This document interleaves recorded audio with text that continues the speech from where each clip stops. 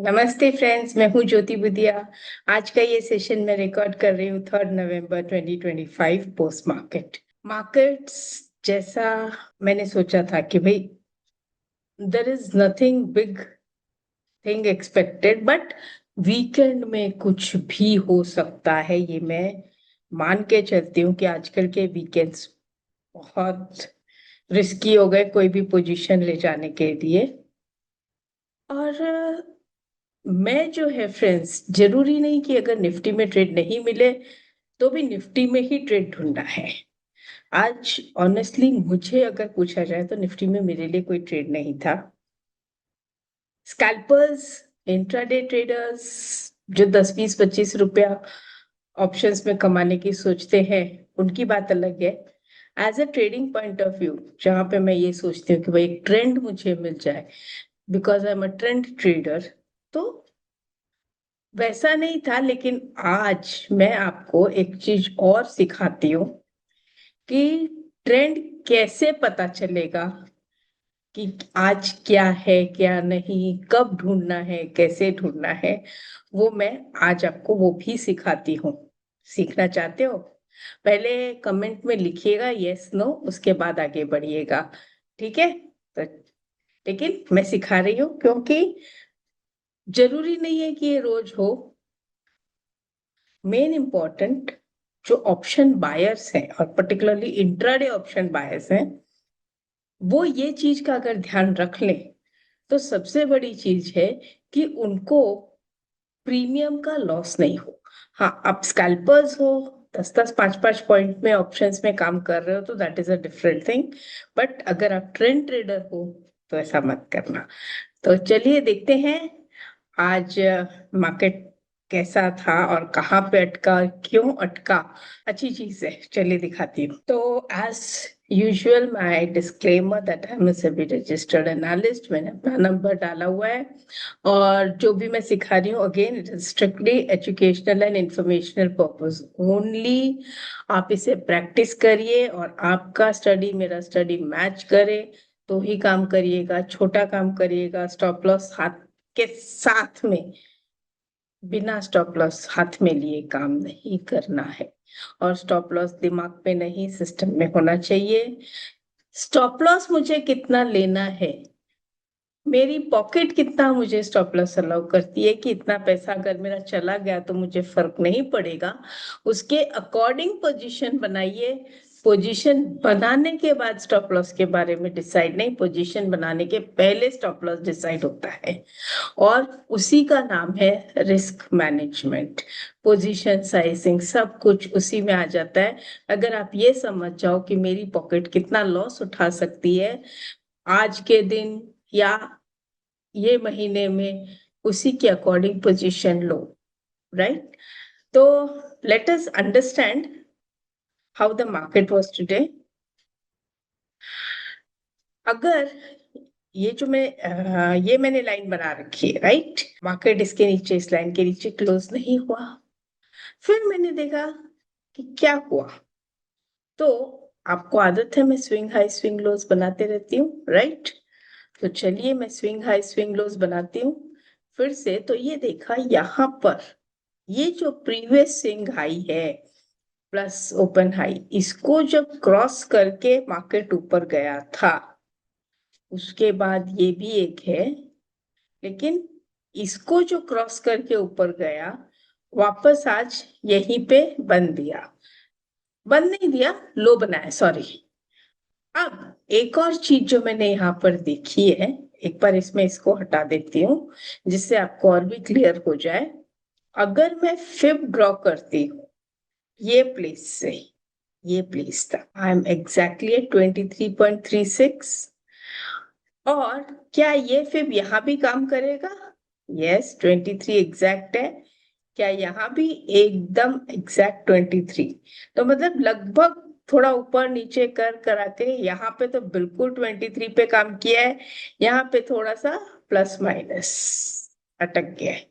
लेकिन जब यहाँ से लेते हैं तो एग्जैक्टली वही का वही। और ये जो है ये ऑलमोस्ट लाइक अ डबल बॉटम जैसा हमने बात किया था। और ये एक रीटेस्टिंग, परफेक्ट ये देखकर मुझे ऐसा लगा कि शायद हो सकता है, लेकिन सिर्फ इतने के ऊपर मैं काम नहीं करती। अब उसके पीछे कारण क्या, और ये आपको भी पता चल गया कि अगर मैं सिर्फ इसी को बेस बना के कॉल बाय कर ली होती तो एज अ स्कैल्पर तो मुझे पैसा मिल जा गया होता, एज अ ट्रेडर बहुत अच्छा खासा प्रॉफिट नहीं आता। There is a difference between a scalper and a trader. Trader जो है वो ट्रेंड को ट्रेड करता है, और स्कैल्पर जो है वो जैसे बाय किया सेल किया, बाय किया सेल किया, उनको दिन के 3 4 5 मतलब डायरेक्शन के ट्रेड्स मिल गए तो अच्छा है, and they are very happy in that. They can be option writers also, option buyers also. Future short करने वाले भी हो सकते हैं, फ्यूचर लॉन्ग करने वाले भी हो सकते हैं।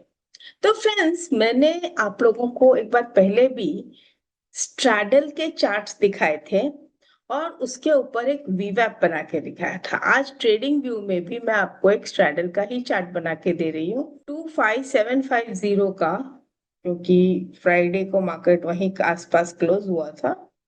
तो मैंने 25750 का स्ट्रैडल प्राइस बनाया।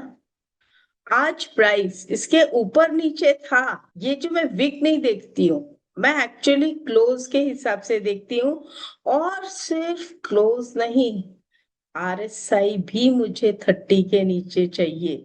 मतलब प्राइस भी नीचे, आरएसआई भी नीचे।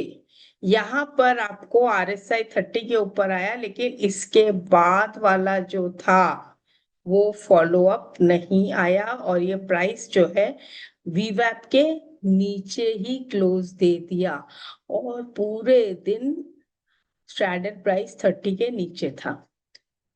30 के नीचे मतलब क्या होता है, हम कहते हैं वीक है। तो वीक क्या है, स्ट्रैडल प्राइस वीक है। अगर मैंने कॉल किया होता तो कॉल वीक लगता, पुट किया तो पुट वीक लगता है। अगर मैंने स्ट्रैडल प्राइस किया तो स्ट्रैडल प्राइस वीक लग रहा है। मतलब मार्केट में मूवमेंट जो है वो कोई बहुत बड़ा मूवमेंट एक्सपेक्टेड नहीं था। ठीक है, 25,800 तक जाके आया, फिर नीचे आ गया, मतलब लगभग 50-60 पॉइंट अप डाउन में मार्केट घूमते रहा। इसीलिए स्ट्रैडल प्राइस जो स्टार्ट हुआ था हमारा डे 198 से लेके और 140, मैं स्ट्रैडल ट्रेड नहीं कर रही हूँ, ये आपको बता दूं। यहां से सिर्फ मैं एक आइडिया ले रही हूँ कि मार्केट में मुझे ब्रेकआउट एक्सपेक्टेड है या नहीं, ब्रेकआउट या ब्रेकडाउन। तो फ्रेंड्स, ऐसा होता है कि अगर ये प्राइस भी ऊपर और आरएसआई भी 30 के ऊपर, दोनों ऊपर होते हैं, तो मतलब ये कह सकती हूँ कि there is a breakout in the price of straddle. Straddle के प्राइस में ब्रेकआउट कब आता है, या तो मार्केट ऊपर जा रहा होगा तो, या मार्केट नीचे जा रहा होगा तो। मतलब अगर ऊपर गया तो कॉल बढ़ेगा जोर से, तो स्ट्रैडल प्राइस में ब्रेकआउट आएगा, वीवैप के ऊपर जाएगा। और अगर मार्केट नीचे जाएगा तो पुट प्राइस जोर से बढ़ेगा, तो प्राइस स्टैंडर्ड प्राइस जो है वो वीवैप के ऊपर जाएगा। जब यहां पर मुझे आरएसआई 30 के ऊपर and price also above, then I will go and see the chart कि what is chart saying in same 15 minutes। तो अगर मैं ये आज का 15 मिनट्स देखूं तो आप ये देखिए, करीब करीब प्राइस जो था वो रेंज बाउंड जैसा ही था, सुबह से इसी रेंज में घूम रहा था, राइट। अब आप कहेंगे ये 100 पॉइंट है, लेकिन 100 पॉइंट लोअर हाई के ऊपर बात कर रहे हैं। हमको क्या बॉटम पे ट्रेड मिलता है बाइंग का, और टॉप में शॉर्ट करने को मिलता है? ऐसा अभी तक हुआ है क्या? मेरा तो नहीं हुआ। कोई एक आध बाई फ्लूक से हो गया होगा, बट नहीं हुआ मतलब नहीं हुआ। और अगर मैं कहती हूँ मुझे मार्केट समझ में नहीं आ रहा है, तो मतलब नहीं आ रहा है, तो I am not trading. It is not necessary कि मार्केट डेली समझ में आए ही, लेकिन जिस दिन आएगा उस दिन ट्रेड छोड़ते नहीं है। अब अगर मैं देखूं आज, तो आज जो है, आज रियलिटी और बैंक्स दोनों अच्छे थे। पीएसयू बैंक ये हम कभी से बात कर रहे हैं, देखिए कंटिन्यू 70 के ऊपर आरएसआई चले ही जा रहा है आज भी। And bank Baroda, can bank, state bank सब अच्छे चल रहे थे। एक और सेक्टर जो चल रहा था अच्छा, वो था रियलिटी सेक्टर। तो रियलिटी सेक्टर ने आज काफी अच्छा बुलिश दिखाया था रियलिटी। और फिर फार्मा भी ठीक ही थे, बाद में ठीक है सब थोड़े करेक्टिव हो गए थे, हेल्थ में भी सब ठीक था। देखिए ये आज बड़ा बुलिश कैंडल बना है हेल्थ का, ध्यान रखिएगा। Oil again bit bullish. Nifty bank private, ये पीएसयू बैंक बुलिश थी, इसलिए ये भी काफी अच्छा बैंक ने बुलिश दिया है। और यहाँ पर अगर हम बात करें तो डिफेंस में कोई खास अभी तक, ये देखिए यही हमने हेड एंड शोल्डर बनाया था ना लास्ट वीक, अभी तक अटका पड़ा है, यहाँ पे ब्रेकआउट दे दिया है। अब देखना है यहाँ पे क्या करता है। अगर जब देखिए आरएसआई ने ब्रेकआउट दिया है, that doesn't mean I will trade on RSI. Trade किधर होगा? प्राइस पे ही होगा। मैं ये कहती हूँ कि मैक्सिमम टाइम्स आरएसआई में ब्रेकआउट या ब्रेकडाउन पहले आता है, प्राइस में बाद में आता है। लेकिन फिर भी मैं यही कहूंगी कि एक्शन जो होगा वो प्राइस पे होगा, आरएसआई पे हम ट्रेड नहीं करते हैं। ट्रेडेबल क्या है? Price, not RSI. Got it? फिर रियलिटी, आज रियलिटी का इंडेक्स काफी अच्छा लग रहा था मुझे। और इसमें सारे स्टॉक्स, डीएलएफ, ओबेरॉय, लोढ़ा, सब प्रेस्टीज, सब अच्छे जा रहे थे। और ये 70 के ऊपर का इसका क्लोजिंग भी आया है आरएसआई। तो let us see how it unfolds. और अगर मैं इसके इंडेक्स पैटर्न के हिसाब से इसको देखूं, ट्रेंड लाइन बनाती हूँ, तो फ्रेंड्स क्या कहते हैं, राइट? और अगर इसको मैं 2 लेवल लोअर लेके जाती हूँ, तो ये एक यहाँ पर ब्रेकआउट भी दे दिया, ये रेंज से आज ब्रेकआउट भी हुआ है। तो इसलिए मुझे थोड़ा रियलिटी सेक्टर अच्छा लगा। रियलिटी है तो इंफ्रा भी है ही है, बट उसमें उतना नहीं आया। डिजिटल मेन जो आज मजा आ रहा था वो एक रियलिटी में, और एक अपनी इसमें पीएसयू बैंक्स में, ये दो में बहुत अच्छा लग रहा था कि भाई मार्केट में मूवमेंट काफी अच्छी दिख रही थी इन दोनों में। तो पीएसयू बैंक्स एक मुझे बहुत अच्छा लगा। इस चीज को आप इग्नोर मत करिएगा, कल एक्सपायरी है, आपको पता है कैसे स्टडी करना है। फ्रेंड्स ये आपको आज ट्रेंडिंग मार्केट है या नॉन ट्रेंडिंग मार्केट है ये बताता है। मैंने 750, 750 स्ट्राइक कैसे लिया? जो कल का क्लोज था उसके पास में जो भी एटीएम था उसको मैंने स्ट्रैडल प्राइस बना के यहाँ पे डाला है। जनरली जल्दी से कोड मिलेगा नहीं, तो मैंने यहाँ पे डाला है। आप यहाँ पर से इसको चाहे तो एक बार नोट कर लीजिए, कॉपी कर लीजिए, स्क्रीनशॉट ले लीजिए, और फिर इसी तरह से करिएगा। फिर मैं क्या करती हूँ कि यहीं पे जो एक्सपायरी होती है ये हो जाएगी पूरा, तो मैं यहाँ पे डबल वन कर दूंगी। और समझो प्राइस जो है 800 है तो मैं 800 कर दूंगी। तो ये स्ट्रक्चर बना के रखिएगा। मैं आपको बना बनाया स्ट्रक्चर दे रही हूँ ऐसे करके, और फिर जब मैं एंटर करती हूँ तो मुझे मिल जाता है ये 25,800, 11 नवंबर का, दैट इज नेक्स्ट एक्सपायरी।